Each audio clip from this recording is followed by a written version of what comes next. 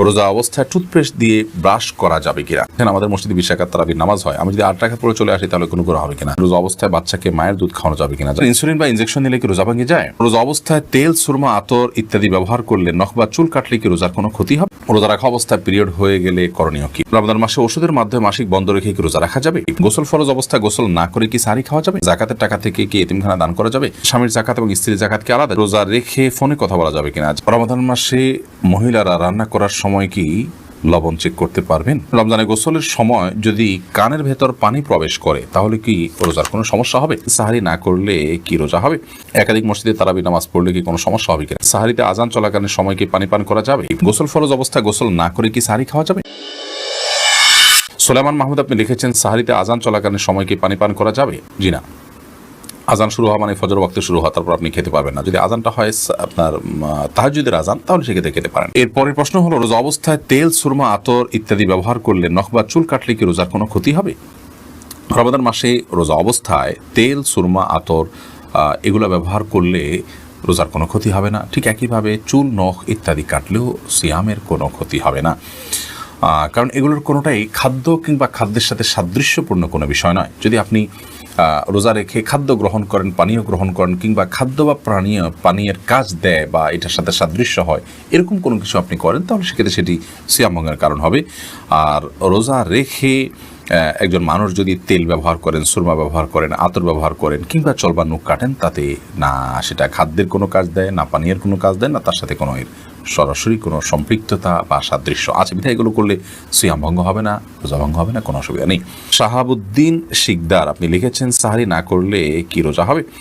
সাহারি যদি আপনি না করেন তাতে রোজা হয়ে যাবে, আমি শুরুতে বলেছি।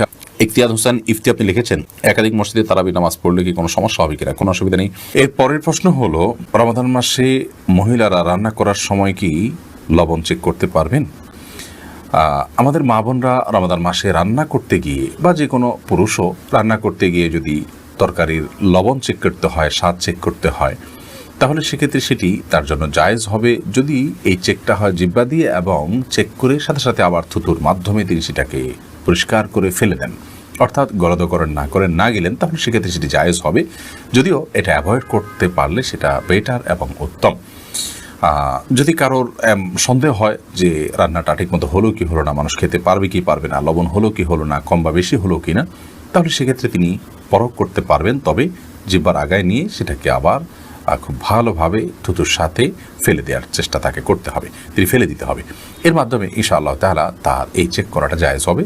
তবে যাদের মোটামুটি অনুমান হয়ে গেছে, আন্দাজ হয়ে গেছে, খুব একটা প্রয়োজন হয় না, তারা এটা অ্যাভয়েড করতে পারলে অবশ্যই বেটার এবং ভালো। আলী কত লিখেছেন, রোজা রেখে ফোনে কথা বলা যাবে কিনা? যাবে। খুব অতিরিক্ত কথা, অপ্রয়োজনীয় কথা বলা রোজার সাথে যায় না, কিন্তু প্রয়োজনীয় কথা তো বলতেই পারেন। এবার শাহরিয়ার ইসলাম লিখেছেন, রমজানে গোসলের সময় যদি কানের ভেতর পানি প্রবেশ করে তাহলে কি রোজার কোনো সমস্যা হবে? সামান্য পানি যদি কানের ভিতর যায় এবং সেটা যদি আপনি ঝেড়ে ফেলে দিতে পারেন, সেটা যদি আপনার থাকে, তাহলে ইনশাআল্লাহ রোজা হয়ে যাবে, রোজার ক্ষতি হবে না। আহার পারভিন আপনি লিখেছেন, জাকাতের টাকা থেকে কি এতিমখানা দান করা যাবে? যাবে। এতিমখানায় এতিম গরিব বাচ্চা যারা জাকাতের হকদার আছে তাদেরকে জাকাতের টাকা দিতে পারেন, ওই ফান্ডে তাদের খরচ বহন করা হবে। আজিদুর রহমান আপনি লিখেছেন, ইনসুলিন বা ইনজেকশন নিলে কি রোজা ভেঙে যায়? ইনসুলিন বা ইনজেকশন নিলে রোজা ভঙ্গ হয় না। বিশেষ করে যে ইনজেকশন আমাদের চামড়ার নিচে বা সামান্য মাংসপেশিতে যায়, যেটা আমাদের পাকস্থলিতে যায় না, খাদ্যের কাজ দেয় না, পানীয়ের কাজ দেয় না, খাদ্য বা পানীয়ের সাথে সাদৃশ্য হয় না, সেরকম ইনজেকশন যেটা শুধুমাত্র আপনার চামড়ার নিচে ইনজেক্ট করা হয় কিংবা আপনার মাংসপেশিতে ইনজেক্ট করা হয় এবং সেটাতে আপনার মেডিসিন থাকে সামান্য পরিমাণে, বা যেখানেই হোক ইনজেক্ট করা হয়, সেটা পাকস্থলিতে অন্তত যায় না। তো এই ইনজেকশন এবং আপনার ইনসুলিন এগুলোর কারণে রোজা ভঙ্গ হবে না, এটাই বিশুদ্ধতর মত এবং সংখ্যাগরিষ্ঠ উলামা ইকরাম, আরব, আজম সবারই মত বলতে গেলে। সেই হিসাবে টিকাও এটা রোজা ভঙ্গের কারণ না, টিকা নিলেও রোজা আপনি থাকবে আপনার রোজা। তবে যেই ইনজেকশন আপনার খাদ্য বা পানীয়ের কাজে, ধরুন গ্লুকোজ আছে, এরকম গ্লুকোজের যে স্যালাইন আছে যদি আপনি গ্রহণ করেন, তাহলে তার ফলে রোজা ভঙ্গ হয়ে যাবে, কারণ এটা খাদ্য এবং পানীয়ের কাজ দিয়ে থাকে। জিনা আপনি লিখেছেন, রোজা রাখা অবস্থায় পিরিয়ড হয়ে গেলে করণীয় কি? পিরিয়ড যদি হয়ে যায় তাহলে ওই দিনের যে সিয়ামটা আছে ওই সিয়ামটা আপনাকে পরবর্তীতে রমজানের পরে রেখে দিতে হবে। আর পিরিয়ড হয়ে গেছে, এখন আপনি অন্য রোজাদার সামনে আপনি খাদ্য গ্রহণ ইত্যাদি থেকে বঞ্চিত থাকবেন এবং ওইভাবে পার করবেন। দারুল হুদা লবি আপনি লিখেছেন, রোজা অবস্থায় বাচ্চাকে মায়ের দুধ খাওয়ানো যাবে কিনা? যাবে, কোনো অসুবিধা নেই। ইফতেখার ইমন লিখেছেন, আমাদের মসজিদে 20 রাকাত তারাবির নামাজ হয়, আমি যদি 8 রাকাত পরে চলে আসি তাহলে কোনো গুনাহ হবে কিনা? গুনাহ হবে না, কিন্তু নবী করিম সাল্লাল্লাহু আলাইহি ওয়াসাল্লাম বলেছেন, মান কামা মাআল ইমাম হাত্তা ইয়ানসিরিফা, যে ব্যক্তি ইমামের সঙ্গে নামাজ পড়ে এবং ইমাম যাওয়া পর্যন্ত অপেক্ষা করে, কুতিবা লাহু কিয়ামুল লাইল, তার জন্য রাত জেগে ইবাদতের সওয়াব লেখা হয়। তিরমিজি হাদিসটি বর্ণিত হয়েছে। যার কারণে আপনি এই সওয়াব থেকে বঞ্চিত হবেন, বিশাল বড় সওয়াব থেকে বঞ্চিত হবেন। এই জন্য আপনাকে পুরো নামাজ শেষ করে আসা উচিত। 8 রাকাত পড়ে যদি আপনি চলে আসেন, এই সওয়াবটা আপনার হবে না। সাকিব হাসান আপনি লিখেছেন, গোসল ফরজ অবস্থায় গোসল না করে কি সাহরি খাওয়া যাবে? যদি কারোর গোসল ফরজ হয়, তাহলে গোসল ফরজ অবস্থায় যদি আপনি সাহরি খেয়ে নেন, এই কারণে যে এখন গোসল করতে গেলে সাহরি খাওয়ার সময় আর থাকবে না, অথবা যে কারণেই হোক না কেন যে আমি পরে গোসল করব, তাহলে তার ফলেও সিয়াম হয়ে যাবে, কোনো অসুবিধা নেই। তবে অবশ্যই ফজরের সালাত আদায়ের প্রয়োজনে ফজরের সালাতের আগে আপনাকে ফরজ গোসল করতে হবে। কিন্তু গোসল ফরজ হওয়া অবস্থায়, অর্থাৎ শরীর অপবিত্র অবস্থায় যদি কেউ খাদ্য গ্রহণ করেন এবং সাহরি খেয়ে ফেলেন বা রোজার নিয়ত করেন, তাতেও রোজা হয়ে যাবে, সাহরি হয়ে যাবে, কোনো অসুবিধা নেই। যদিও গোসল করে তারপরে খেতে পারলে সেটা উত্তম, তা বলাই বাহুল্য। সান্ত্বনা এভাবে লিখেছেন, স্বামীর জাকাত এবং স্ত্রীর জাকাত কি আলাদা? যে প্রত্যেকের জাকাত হিসাব আলাদা। সেই ইসলাম আপনি লিখেছেন, রমজান মাসে ওষুধের মাধ্যমে মাসিক বন্ধ রেখে কি রোজা রাখা যাবে? এটা অনেক বোনের জিজ্ঞাসা। রমজান মাসে মাসিক বন্ধ করার জন্য ঔষধ সেবন করে যদি কেউ রোজা রাখেন, তাহলে সেক্ষেত্রে সেটি তার জন্য জায়েজ হবে। শর্ত হলো সেই ওষুধের মাধ্যমে কোনো বড় ধরনের তার শারীরিক ক্ষতির মুখোমুখি হওয়া বা কোনো প্রকার সাইড এফেক্টের আশঙ্কা না থাকতে হবে। যদি ওষুধ সেবন করার মাধ্যমে বড় কোনো ক্ষতি না হয়, তাহলে সেক্ষেত্রে এটি গ্রহণ করে আপনি মাসিক বন্ধ রেখে সিয়াম পালন করতে পারবেন, কোনো অসুবিধা নেই।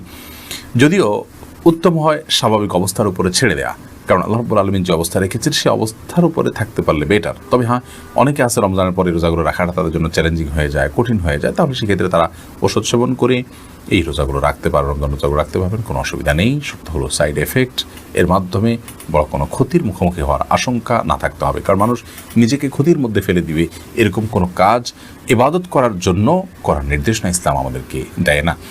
আল্লাহ রাব্বুল আলামিন মাসিকের কারণে আপনাকে রোজা রাখার তৌফিক দেননি, কিন্তু আপনার মধ্যে আক্ষেপ আছে, আপনার মধ্যে আগ্রহ আছে যে আমি যদি মাসিক না হতো তাহলে রোজা রাখতাম।